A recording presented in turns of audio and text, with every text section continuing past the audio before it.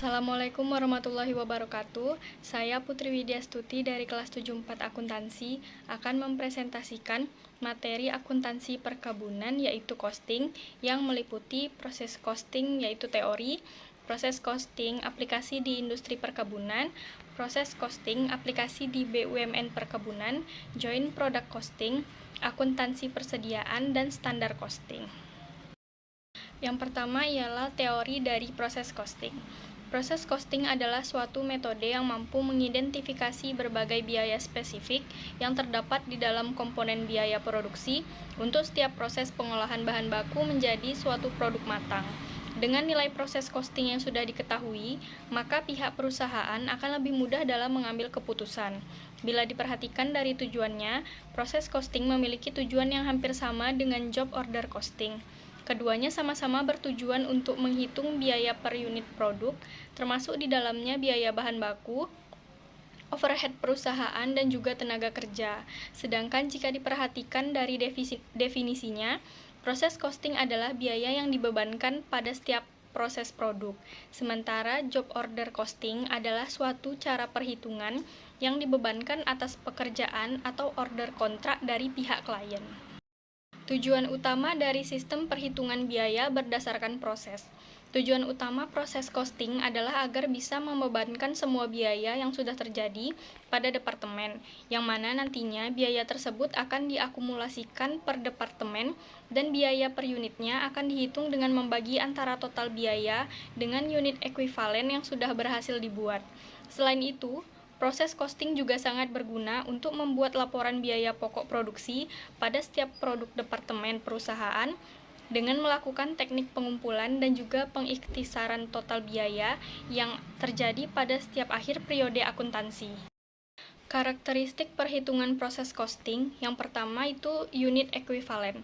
Unit ekuivalen adalah jumlah unit selesai yang sama ataupun serupa yang sudah bisa dihasilkan dengan berdasarkan jumlah pekerjaan yang benar-benar dilakukan atas berbagai unit produk yang sudah selesai ataupun yang selesai sebagian. Namun, unit ekuivalen berbeda dengan unit lainnya secara fisik. Umumnya, suatu perusahaan manufaktur mempunyai produk selesai pada akhir periode akuntansi. Berdasarkan sistem perhitungan proses costing, unit produk yang baru saja selesai sebagian tersebut bisa dengan mudah ditangani karena biaya pesanannya sudah tersedia di kartu biaya pesanan. Tapi, pada sistem perhitungan proses costing, biaya produk untuk setiap unit produk yang sudah selesai sebagian tidak tersedia.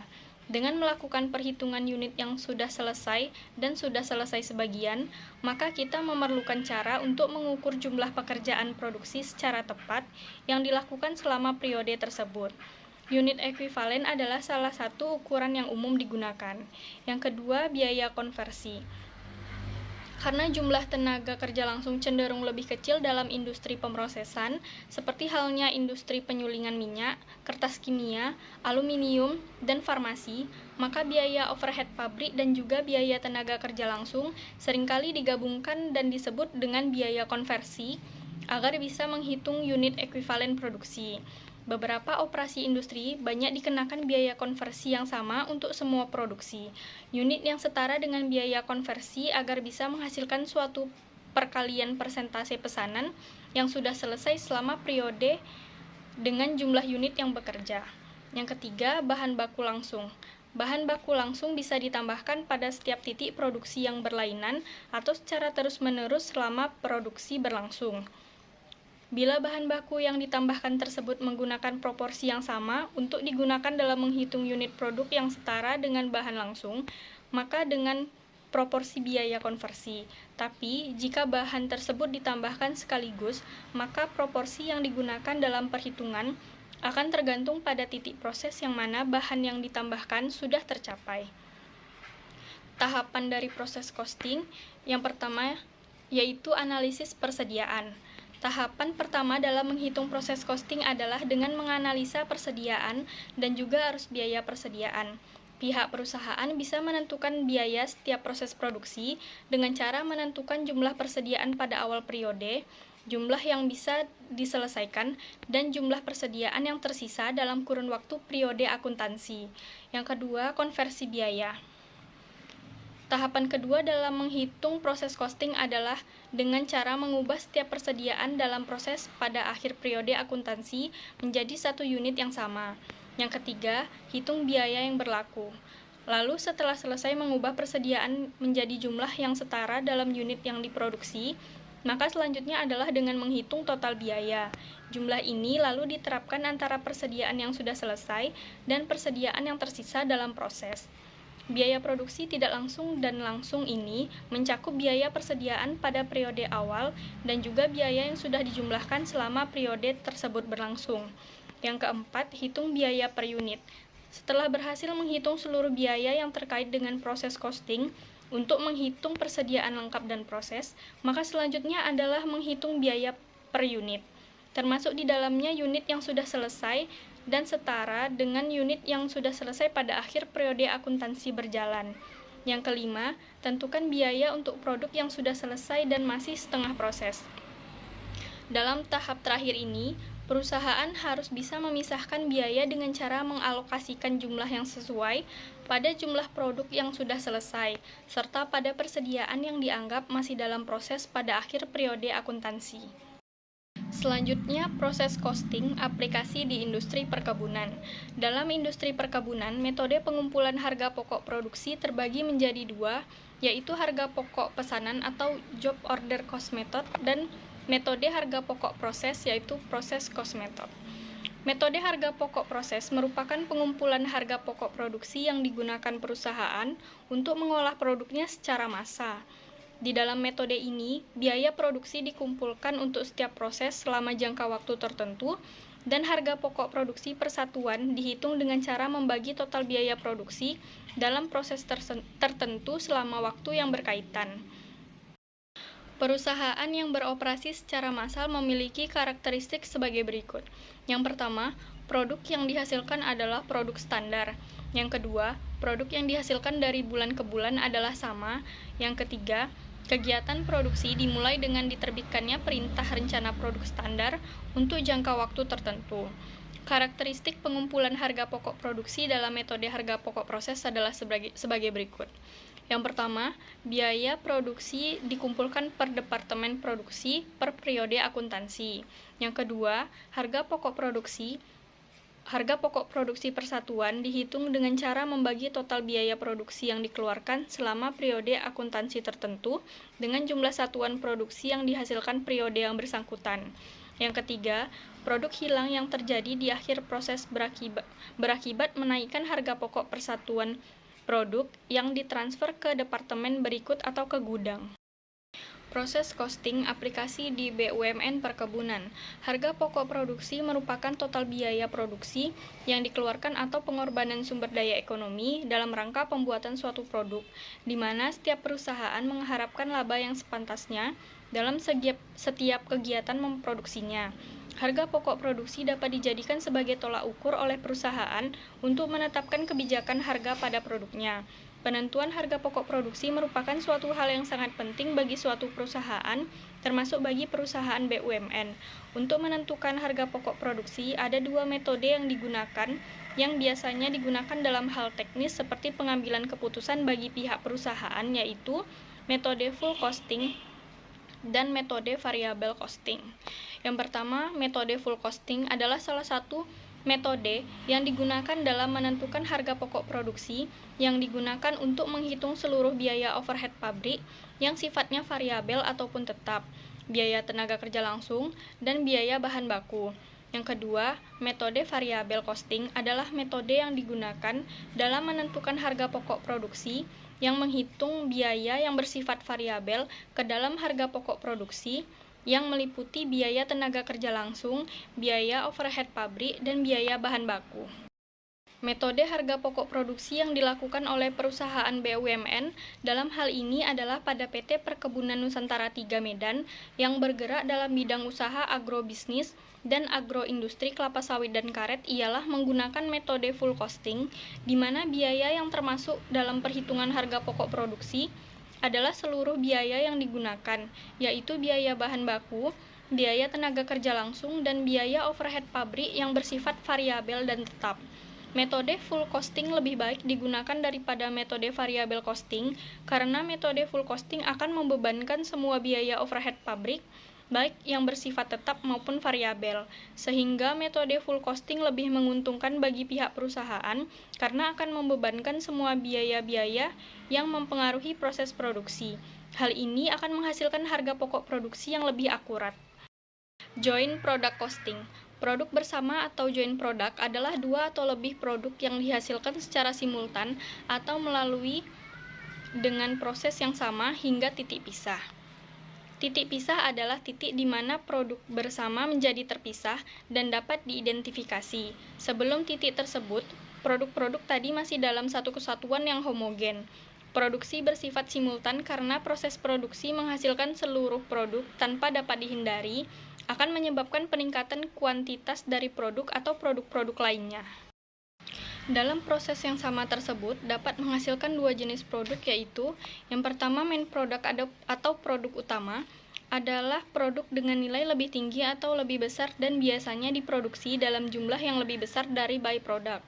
Yang kedua, byproduct adalah umumnya digunakan untuk mendefinisikan suatu produk yang memiliki nilai penjualan yang relatif tidak berarti atau kecil dan dihasilkan secara simultan atau bersamaan dengan suatu produk lain yang total nilainya lebih besar. Metode alokasi biaya produk bersama atau joint production cost. Akuntansi untuk keseluruhan biaya produksi bersama tidak berbeda dengan akuntansi untuk biaya produk secara umum. Alokasi biaya bersama pada masing-masing produk individual yang menjadi sumber kesukaran. Alokasi harus dilakukan untuk maksud pelaporan keuangan, untuk menilai sediaan yang tercantum dalam neraca, dan untuk menentukan pendapatan. Ada beberapa metode untuk mengalokasikan biaya produksi bersama kepada masing-masing jenis produk, yaitu A. Alokasi berdasarkan manfaat yang diterima. Yang pertama, metode biaya rata-rata per unit. Metode biaya rata-rata per unit berusaha untuk mengalokasikan biaya gabungan ke produk gabungan sedemikian rupa sehingga setiap produk menerima alokasi biaya gabungan per unit dalam jumlah yang sama yang disebut biaya rata-rata per unit. Biaya rata-rata per unit diperoleh dengan cara membagi total biaya gabungan atau joint cost dengan jumlah unit yang diproduksi. Yang kedua, metode unit fisik. Metode unit fisik berusaha untuk mengalokasikan biaya gabungan ke produk gabungan sedemikian rupa sehingga setiap produk menerima alokasi biaya gabungan berdasarkan satuan fisik atau alat ukur yang sama. Yang ketiga, metode rata-rata tertimbang. Dalam beberapa kasus, metode biaya rata-rata per unit tidak memberikan jawaban yang memuaskan atas masalah alokasi biaya gabungan karena unit-unit individual dari berbagai produk gabungan berbeda secara signifikan. Maka dalam hal itu dapat digunakan metode alokasi biaya bersama menggunakan faktor penimbang atau bobot, yaitu dasar nilai kepada setiap produk utama dengan tujuan agar diperoleh alokasi yang teliti dan adil. Bobot diberikan berdasarkan kepada berbagai fakta seperti kesulitan dalam memproduksi, jumlah bahan yang dipakai, waktu pembuatan, dan lain-lain. Yang B, alokasi berdasarkan nilai pasar relatif. Yang pertama, metode nilai jual saat titik pisah. Yang kedua, metode nilai pasar hipotesis. Yang ketiga, metode persentasi margin bruto konstan. Yang keempat, metode rasio penjualan terhadap produksi. Akuntansi persediaan. Persediaan menurut PSAK nomor 14 tahun 2015 adalah aset yang dimiliki untuk dijual dalam keadaan usaha normal, dalam proses produksi untuk dijual, atau dalam bentuk bahan baku atau perlengkapan yang digunakan dalam proses produksi atau pemberian jasa. Persediaan adalah bagian dari aktiva atau aset lancar yang merupakan aset terbesar dalam perusahaan dagang. Maka persediaan menjadi hal penting dalam perusahaan dagang. Tujuan akuntansi persediaan. Sistem akuntansi persediaan memiliki tujuan untuk mencatat setiap mutasi dan setiap jenis persediaan yang dimiliki dan disimpan oleh perusahaan. Sistem ini berhubungan dengan penjualan dan retur penjualan, serta pembelian dan retur pembelian. Yang pertama, menyajikan informasi tentang persediaan mulai dari pengakuan persediaan sampai proses penerimaan dengan prosedur yang baku. Yang kedua, memberikan informasi persediaan yang tersedia dan perhitungan tingkat pengendalian persediaan.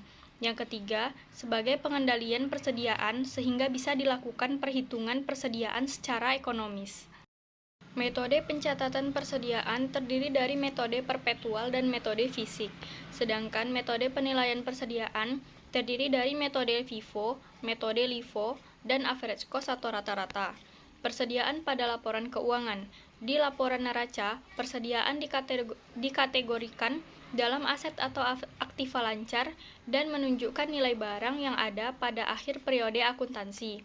Pada laporan laba rugi, cara yang digunakan untuk menilai persediaan akan menentukan nilai persediaan awal, persediaan akhir, dan harga pokok penjualan, serta laba kotor yang diperoleh perusahaan.